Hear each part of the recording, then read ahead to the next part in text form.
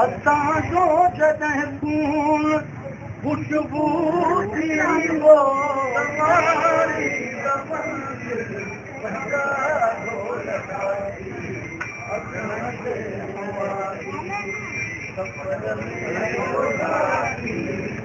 सिंध जे ऐं धरती जे आशिक़ ऐं मज़ाहमती शाइर अरबेले आकाश अंसारी खे वाई साहब राणीपुर पारां भेटा पेश कई पई। संदसि तस्वीर अॻियां ॾिया ॿारे गुल निछावर कया विया आहिनि। उते जेके मौजूदु आहिनि संदसि जा चाहींदड़ अचो त उन सां ॻाल्हि ॿोली कयूं त उन्हनि जो संदसि जे ज़िंदगीअ बाबति छा चवणु आहे।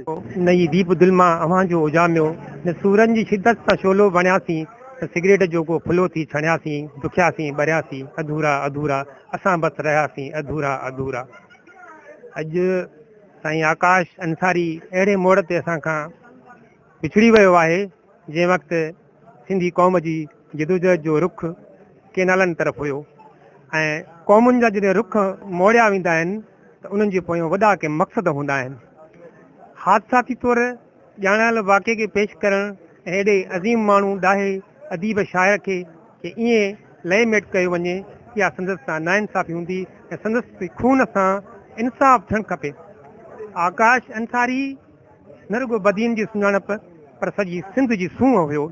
आकाश जॾहिं मुंहिंजो 15 खां 20 ताईं 3-4-5 साल में जॾहिं कंहिं दोस्त सां वञणु थींदो हुयो मिठी ऐं इस्लाम कोट बदीन त संदसि भाणे जे अली अंसारी सां मुलाक़ात थींदी। पोइ उन जूं सारणियूं पियूं सार बि हुयूं उहे कचहरियूं उन जूं ॿुधायूं वेंदियूं हुयूं। ऐं आकाश अंसारी अज़ीम माण्हू हुयो जे पंहिंजो पाण खे हिकु क़ौम लाइ वक़फ़ करे छॾियो ऐं हुनजी आवाज़ में हिकिड़ी यलगार हूंदी हुई। उहा जेका यलगार हूंदी हुई उन में मज़लूमत जो आवाज़ हूंदो हुयो। उन हाकिम खे वक़्त जे ज़ालिम खे उहो ॿुधाईंदो हुयो त हीउ वतन आहे असांजो, हीअ धरती असांजी आहे, मालिक असां आहियूं ऐं असां सां नाइंसाफ़ियूं न कयो। जेकॾहिं ईअं नाइंसाफ़ियूं थींदियूं रहंदियूं त नेठि हिकु ॾींहुं मुक मुकाणी ज़रूरु थींदी।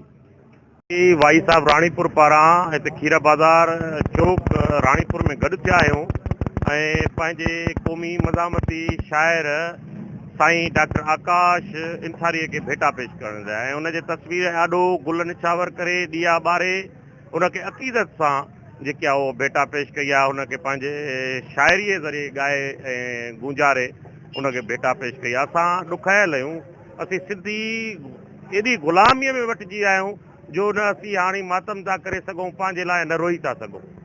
छो त असांखे मुसलसल जेको आहे कंहिं न कंहिं सूरत में अहिड़ा लाश दर्दनाक मौत ॾिना था वञनि जीअं तव्हां पंहिंजे धरतीअ जे लाइ न ॻाल्हायो। ही आकाश अंसारी हिकु शाइर हो, हिन क़ौम जो आवाज़ हो जंहिंजो मौत एॾो दर्दनाक उन मौसूम माण्हूअ जो, एॾो मौसूम माण्हू जेको पंहिंजे जानवरनि सां, गुलनि सां, ॿूटनि सां, फितरत सां मोहबत करे, पंहिंजी क़ौम सां मोहबत करे, इंसानियत सां मोहबत करे, अहिड़नि माण्हुनि खे अहिड़ी बेदर्दीअ सां हिन रियासत में क़त्ल कयो वञे। असां कंहिंखां घुर कया। हिन रियासत में को अहिड़ो इदारो ई न बचियो आहे जंहिं ते कंहिं माण्हूअ जो एतमाद हुजे त असांखे हिन क़त्ल जा पेरा मिलंदा। अॼु ताईं सिंधी माण्हू जेके बि क़त्ल थिया आहिनि कंहिंजो पेरो न लधो आहे, पर माण्हुनि खे ख़बर आहे त हिन क़त्ल जे पोयां केरु आहे। असां वरी बि जेको आहे सो आलमी इंसानी हक़नि जे तंज़ीमुनि खे अपील था कयूं त ख़ुदारा हिन परमुन जी क़ौम आहे जेकी दुनिया खे अमुन जो पैगाम ॾींदड़ क़ौम आहे, दुनिया जे अमुन लाइ सोचींदड़ आहे। लतीफ़ खां वठी साईं GM साहिब सॼी दुनिया जे लाइ ॻाल्हायो आहे, सॼी दुनिया जे लाइ पैगाम ॾिनो आहे। घटि में घटि उन्हनि खे जीअण जो हक़ु ॾिनो वञे ऐं असांखे जेको आहे सो अहिड़े जेको क़त्लेआम आहे उहो हिन रियासत में सिंधी माण्हुनि जो बंदि कयो।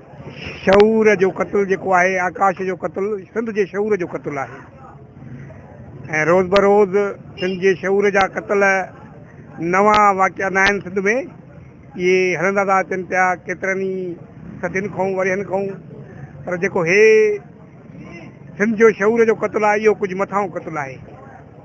इन क़त्ल जे पोयां जेके पेरा या जेकी सोच या जेके साज़िश ऐं मनसूबा वञनि था पिया उहे कंहिंखां लिकियल न आहिनि। त इहे अहिड़ा माण्हू, शऊरवंद माण्हू, ज़हीन माण्हू, इनकलाबी ऐं मज़ामती माण्हू खे क़त्ल केरु कराईंदो आहे जिन खे घणो नुक़सानु हूंदो आहे उहे इन अहिड़नि शहीद ऐं शऊरवंद माण्हुनि खे क़तलु कराईंदा आहिनि। असां निहायती ॾुखिया आहियूं जो अॼु असांखां हिकु अनमोल हीरो सिंध जो जेको आहे सुहिणी ऐं सुठी सोच रखंदड़ सिंध जो शऊर जेको आहे शहीद आकाश अंसारी हमेशह लाइ मोकिलायो वियो आहे। असां उनखे भेटा पेश करण लाइ वाई साहब राणीपुर जे तरफ़ां खीर बाज़ार में मेन चौक ते शहीद जी तस्वीर रखी गुलनि जी भेटा दिया ॿारे हुनखे भेटा ॾेई। उन शाइर सिंध जे कवि शाइर महान शाइर खे गुलनि जी भेटा ॾिया ॿारे भेटा ॾिनीसीं, जंहिंखे ॿ ॾींहं अॻु बेदर्दीअ सां पंहिंजे ई घर में क़तलु करे उन जे लाश खे साड़ियो वियो। आकाश अंसारी हिकु तमामु महान सिंध जो शाइर हुयो जेको असां सिंधी क़ौम खे पंहिंजे शाइरीअ जे ज़रिए सुजाग कंदो हुयो। उन जी शाइरी आबदा बि ॻाई, सरमद सिंधी बि ॻाई, पर अञा बि असांजी क़ौम हिकिड़ो निंड पई आहे। ख़ुदारा इन निंड मां उथी करे पंहिंजे माण्हुनि जा जेके खून आहिनि इन्हनि जी ॻोल्हा कयो त बहितरु थींदो, न त असां हिन धरतीअ तां मेसार जी न वञूं। शहीद आकाश अंसारी के इन लफ़्ज़नि सां बेटा पेश कयूं था त तूं आकाश अञाणो आहीं, दर दर ते थो दाहीं, छो न अञा ताईं तूं पंहिंजी ॿाहुनि में बल खाईं, नेठि पुॼाणी थियणी आहे सूरनि जी इहो साईं, कंदा सभु मस्तु कलंदर दमादम मस्तु कलंदर।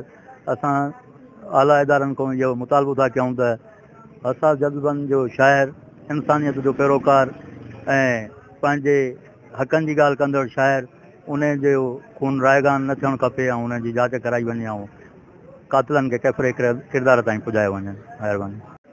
हिते शिरकत कंदड़ जो चवणु आहे त हिन वक़्तु सिंध जे अंदरि मज़ाहमती तहरीक जेकी शुरू थी आहे, पाणीअ जी जुदोजहद शुरू थी आहे, उन वक़्तु उन जुदोजहद जो अहम किरदारु साईं आकाश अंसारीअ खे जेको आहे सो रस्ते तां हटाए सिंधी क़ौम जो जेको आहे सो रुख जेको आहे तब्दील करण जी जेका सो इदारनि जेका सो साज़िश सठी आहे।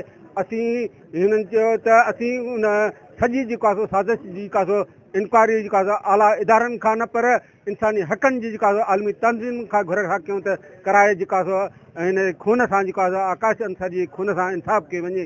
कैमरामैन टीम सां गॾु Abdurrahim Solanki, reporter voice of Sindh London, Ranipur.